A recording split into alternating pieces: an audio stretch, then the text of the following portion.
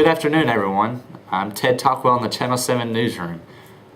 We interrupt your program to bring you a report on a breaking story from the steps of the U.S. Supreme Court building where demonstrators are creating a riveting scene.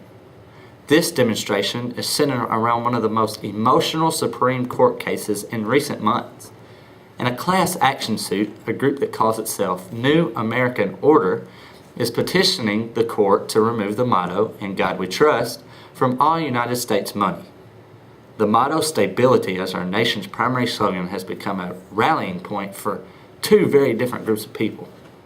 We now take you to a reporter that's on the scene, Diane Gabby.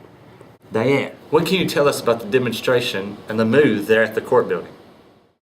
Well, Ted, the debate surrounding this case has been passionate and has caused many Americans to take side on the issue. That causes one to reflect on our nation's past, present, and future. Just where are we headed as a country? As a nation, do we indeed trust in God, or is that concept as old and outdated as the founding fathers who supported it? Two of the demonstrators here have agreed to be interviewed. Mr. Snipe is the president of a group of petitioners bringing the petition before the court. Mr. Snipe, what do you think your group has achieved? Well, we're bringing some recognition and some awareness that the idea that we have to have religion in this country is as outdated as riding a horse to the grocery store to pick up your groceries. There's a group of people that are alive in this country today that are tired of the oppressive nature of religion, and we shouldn't be forced to practice religion in this country against our will.